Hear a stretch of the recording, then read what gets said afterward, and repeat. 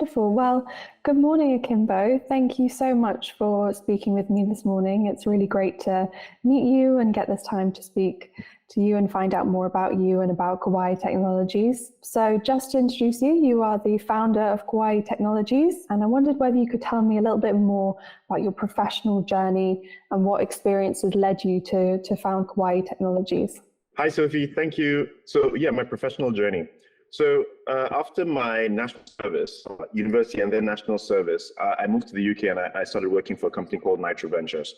Nitro invested in lots of startups back then, like Nixie and quite a few others, but I worked mostly with a company called Nitro Digital. And we worked with pharma companies doing a lot of their digital advertising. So back in the day, I worked with Eli Lilly, Boehringer Ingelheim, and loads of those types of companies. And then I moved to Nigeria and started working for a large fertilizer company, which at the time I think was the fourth largest in the country. The bottleneck we had back then was bagging. The fertilizer comes in bulk in large ships, so we're talking about 20,000, 25,000 ton ships, and then everything is bagged ship side in these huge like containerized machines. And there was only one company, a company from the UK called Nectar. And while they were a great company, it was a big bottleneck. And so I had the idea of, okay, why don't we start our own bagging business? And my MD at the time approved and went around the world, Netherlands, UK, China, everywhere. So we got some bagging machines of our own, and we were the first Nigerian bagging company, and that worked fantastically well. Several years into that, we then started real estate projects. So we did 12 duplexes in Abuja. We did a 10-story building in the central business district, and a lot of that work really exposed me to the procurement sector. And that's where a lot of the tools and a lot of the skills that I use today, I learned. A few years into that, myself and a friend, we decided to found Kawai. And very luckily, shortly afterwards, a Turkish company was moving to Nigeria, or were establishing a unit in Nigeria, ESA.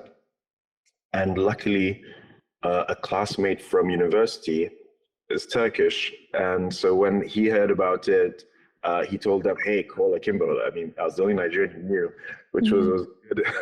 It was a bit of just luck. And so we got to provide a lot of the equipment they used when they started, bulldozers and cranes and all of that. So it was a nice start for us.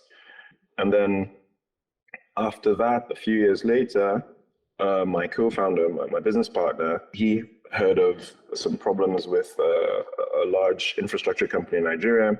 So we flew down to Abuja, and long and short, we're still working with them till today. So it's been a lot of being in the right place, right time, and having the right skill set, all combining together to bring us to where we are now. Definitely. I mean, it sounds like you've always been kind of at the forefront of innovation in Nigeria, so it must be amazing to kind of see what you've built and see it grow. So obviously in your time there and having built this company, what do you consider to be the most sort of significant accomplishment or something that you're most proud of at your time there? What's been really amazing for me is see it being like, me and my business partner, just a couple of guys on the phones and, going to meetings, to a whole full-fledged team, with people, making their own decisions, running their own projects, accountants, lawyers, having a whole ecosystem that now runs by itself. I think I'm incredibly proud of that. That's been quite fulfilling. Good. Yeah, I think I really admire being able to build a business, see it grow, and think, going from sort of having only a few employees or someone that you're really close with to building a team who can continue building the dream that you set out with. It's very impressive. So as it's involved in quite a wide array of services, so you've got raw materials, you've got finished goods supplies. Could you tell me a little bit more about some of the key projects that you've worked on and how they've contributed to Kawai's mission and its strategic goals? It's an interesting question. And I think today, the way we look at ourselves as mostly project managers. And there's a lot of procurement and logistics and supply chain work involved in that, but at the heart of it, we're project managers. So we're looking at the requirements of the customer or the client and seeing how we take that all the way from the production through to shipping and then clearing and delivery to whatever project site they're on. But I'll mention two projects briefly, which were quite nice for us. One was we did a lot of glass. So we're talking about for buildings, for the envelope or the facade of buildings. And I think the Providus Bank headquarters, it looks great. It's fantastic. And it's really nice driving past that, and knowing that, all that glass came from us. So that's one. And then another which we're quite proud of was, I mean, not our project directly, but a lot of materials came through us, was the Bill and Melinda Gates Foundation building. Wow. So a lot of the materials for that came from Kawai. And it's nice to know that, look, these projects, we did our part to bring them to fruition. Definitely. And being able to drive by something and be like, oh my God, I helped build that. Yes. And there's another one, is the NERC building, the NERC building in Abuja. And that one I was involved from beginning to end. So I remember 6-7 months ago, I was out there for something totally different. And this is like 10 years ago. And, the head of facilities were just generally talking about some issues that we're having on the building. And he didn't know we were involved with the building at inception. And so after on the side, and I'm like, oh, your chiller unit that, has a problem. I'll give you the company that we got those from in Belgium. And, and he's so happy about all of that. Oh my gosh, that's so cool. Very exciting. I would just love that. I feel like the novelty wouldn't wear off. Like you can just be like, look at that. Yeah. Fabulous. So in observing the evolution of your company over the years, can you tell me a little bit about some of the most noticeable changes or sort of milestones in terms of sort of the logistics and procurement practices? Couldn't get my words out, I'm sorry. So I think the main thing that I've seen, and I mean, in this market, I don't know whether it's because we were part of driving that change or whether it was just a wider industry change and we were taking advantage of that, was the way orders are processed. So like today we use a big ERP system and everything is in the cloud, and back then everything was on paper. I mean, we're talking 10, 12 years ago. It doesn't seem that far away, but there's been a huge shift in the way orders are managed. And it's everyone now. Everything is cloud-based. If I make a change to a project right now, everyone in the team sees it, the client sees it. There's real-time data. That's been a huge change. Our clients can see exactly where their shipments are at any given time, or if it's still in production, they know it's still in production. They know the completion date of the production. So you've got a lot of these integrated systems today feeding you information. None of that existed a decade ago. Yeah, I can imagine that the supply chain is so much smoother now. So the fact that you've got visibility over everything, like you say, the real-time tracking must just make the world of difference. So that's really good. So looking forward, obviously you've spoken about the incredible evolution over just the past 10 to 12 years. So in the next sort of 5 years, where do you see your company heading? I think it's going to be about expansion, really. Within our segment, I think we're doing really well. And so it's now, I think, time to start seeing, okay, what other segments are adjacent to ours, first of all, that we can then get into. And the one we're really focusing on, especially in the last 6 to 9 months, has been software. And it doesn't sound like it's related, but if you consider that a lot of our clients are multinationals and international companies, and while we're providing procurement and supply chain services for them, at the same time, they've got hundreds and sometimes thousands of employees that need their Microsoft licenses renewed, that need their Oracle licenses renewed, that need Fusion 360, that need mapping software, that need this and that, TeamViewer, Zoom, all sorts of things. And for us, because we provide such a nice service, I think that was an easy segue to start having those conversations, and we had some immediate successes there. And that's growing quite at a steady clip. So I think we're going to be leaning heavily into that as time goes on. Yeah, it almost feels like a more sort of end-to-end solution. So you're going beyond just the kind of like raw materials and now being like, okay, now it's built, let's carry on building and build success. So that's very, very exciting. So yeah, as sort of project managers, and obviously we've spoken about the rapid development of technology, how do you sort of keep up with this fast pace and ensure that your business is at the forefront? I mean, it's about information. I read a lot. I'm always finding out what's happening in the industry, especially in the UK. I mean, it's my other home, my other country, and so I'm always keeping up to date with what's happening there. There's a company called BT Sourcing, for instance, which was spun out of British Telecoms, and they're the largest supply chain company in the UK. I'm very quietly in the background, just powering the economy, getting everything moving. And, you know, they're doing 18 billion pounds a year. We're nowhere near that, but, you know, those are the sorts of companies we want to emulate. And, you know, we try and keep abreast with what they're doing, where they're moving, and how they're doing it. And an example of that, actually, or two good examples of that, are we had our ISO 9001 quality management system certification about a year ago now. And this lets clients know that we are at the forefront of doing things, you know, the right way in a systematic fashion. Another would be our ERP system, Magaya. There are 3 or 4 large enterprise management systems that you can use for our industry. You know, SAP is one of them, Oracle is another, and Magaya is the third large one. And so this means that no matter how big we want to grow in future, we're not going to start having to relearn the wheel. We already have all the tools in place. And a shameless plug to Verto itself right now. Verto introduced an API system to get rates a few months ago. And I don't know if anyone else is using it, but we actually use that a lot. We got our tech people to design a way to interface that into our planning sheets. So we get real-time rates for our planning. And that makes us so much more responsive. Because in Nigeria, I don't know if viewers know, the exchange rates move sometimes on a minute-by-minute basis. Yeah.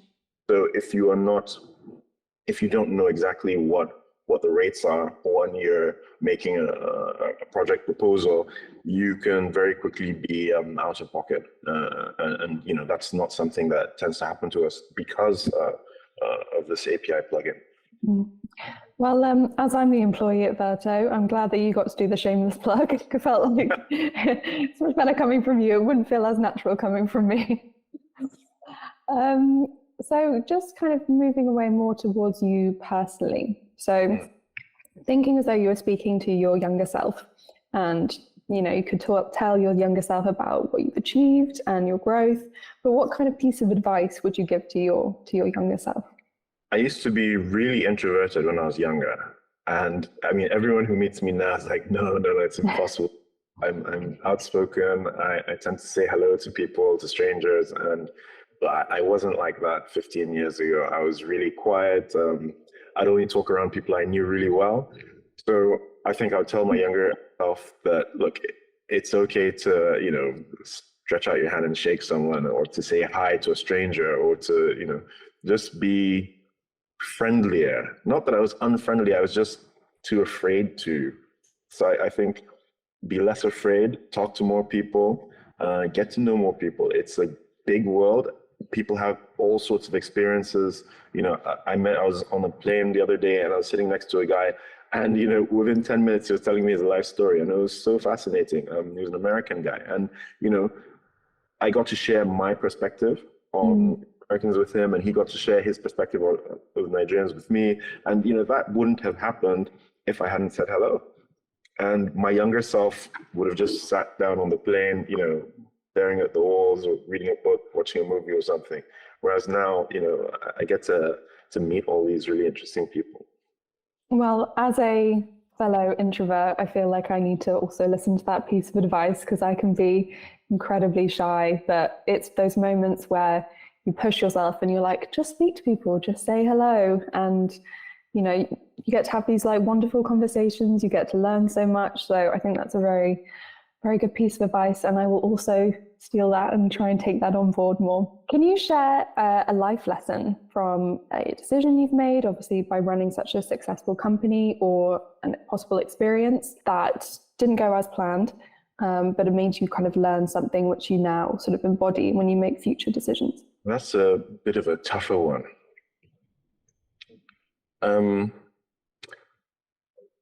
I think it's somehow the opposite of what I just said, but it's important. It's to know when not to talk. Ah, okay. Yeah.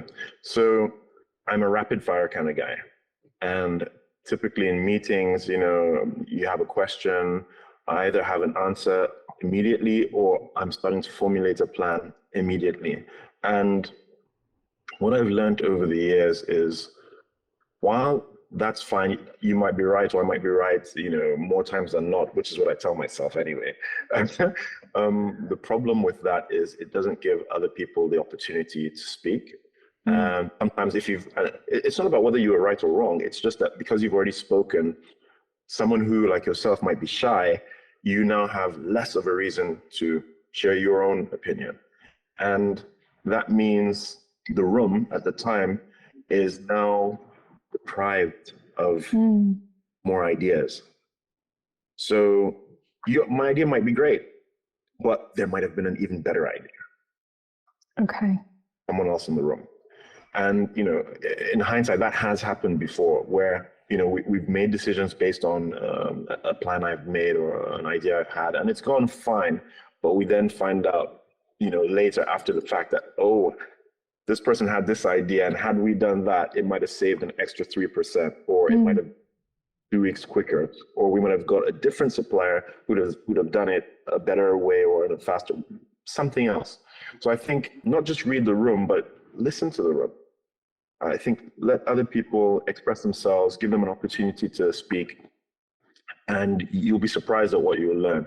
And this is even more important when you're the boss or when you're the leader or when you're the one in charge, because once you speak, nobody else wants to speak. And this is not just in Nigeria, this is anywhere in the world. So give, especially your employees and your partners, give them the opportunity to express themselves. That's really important. And I am going to do a slight shameless plug for Verto. I do feel that what I noticed from our founders is that they're very open to ideas and to listening to people. And like you say, it's very important because someone who's shy or someone who's maybe like lower on the ranking might feel that they just don't want to speak up, but could have an incredible idea, which will really make a difference to people who are sort of higher up the ladder and will really see the difference that it makes. So thank you for sharing that. I've just got one last sort of question for you, if that's all right. And it's more around your kind of philosophy. So you've spoken about your commitment on your sort of LinkedIn profile to the principle of each one, teach one.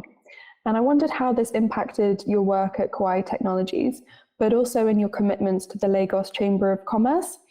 And is there something you can share about this philosophy that people watching or listening might want to take on board? Definitely. So, if you talk to any of our colleagues at the office, they'll tell you an afternoon can very quickly devolve into almost like a seminar. Work stops for 2 hours because, they're then hearing, it's either a story of something that happened to me. It could be recent, it could be in the past, but something that I thought was important and to share with them so that either they don't make those mistakes or so that they learn from those experiences. And, sometimes it's something very technical. Sometimes it's about work. Sometimes I'm teaching them about taxes. Why? Because I'm like, look, a lot of employees don't understand how the background workings of a company. They just know their little bit, okay, I'm machining a part, and once I'm done with that, I machine another part.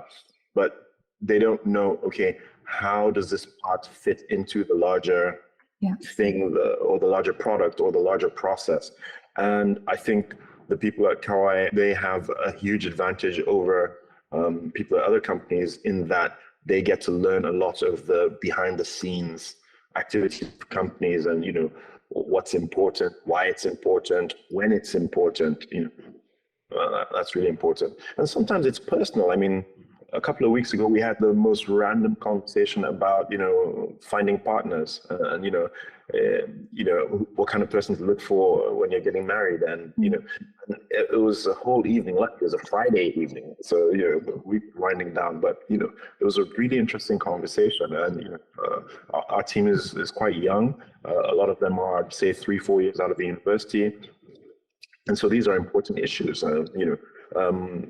How do they balance work and life, and what kind of life should they be trying to build? I think everyone really enjoyed and appreciated that. And I told them, how I went about it and what made that fulfilling for me and my wife. By the way, the answer is conferences. There's lots of conferences. Yeah. Personal and professional. Yes. Find a wife. find like-minded people. But the second half of that is when I take off my Kawai hat and what I do in my spare time. And yeah, I do a lot of work with the Lagos Chamber of Commerce. I do a lot of work with the University of Lagos, especially the engineering department.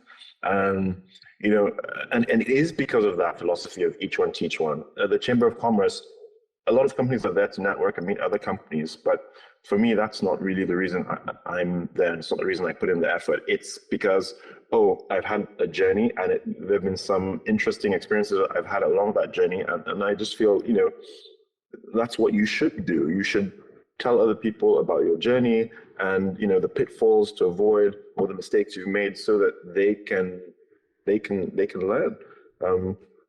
So I spend a lot of time, talking to companies, and now that's morphed more into a pseudo corporate political role, in that because I've now been there a while, and because I'm quite outspoken, I'm now involved in a lot of the planning. So like the Lagos Trade Fair, I'm on the committee for the trade fair. I'm on the committee for the ICTEL, which is the ICT exhibition.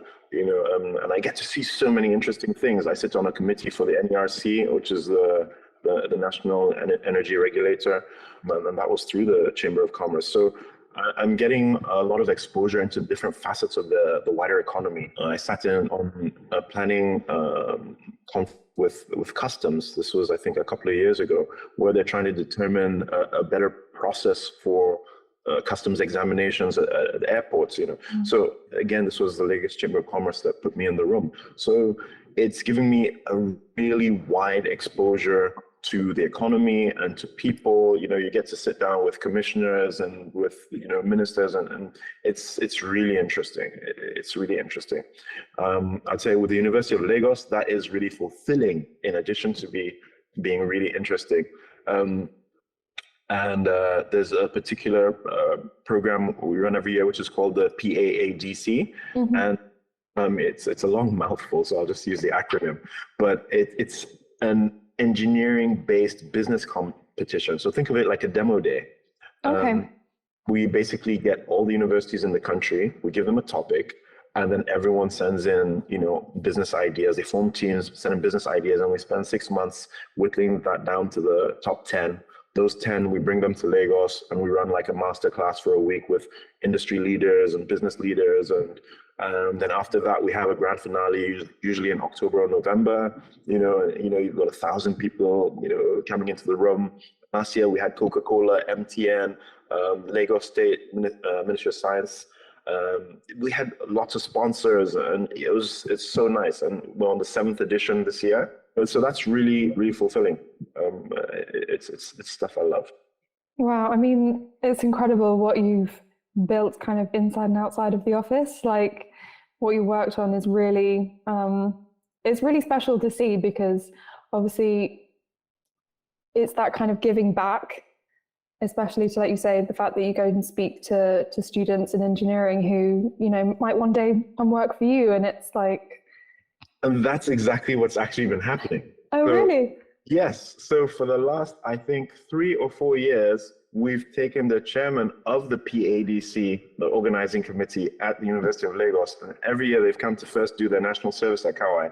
And I think 3 times out of 4, they end up working at Kawai. Oh my God, that's amazing. That's like full circle. Yeah. Wonderful. Well, I won't take any more of your time because honestly, thank you so much for speaking with me this morning and going into such great detail and finding out more about you and your journey and about Kawai Technologies. It's been such a pleasure to speak with you, and I really hope we get to have another discussion soon. Excellent. Thank you very much, Sophie.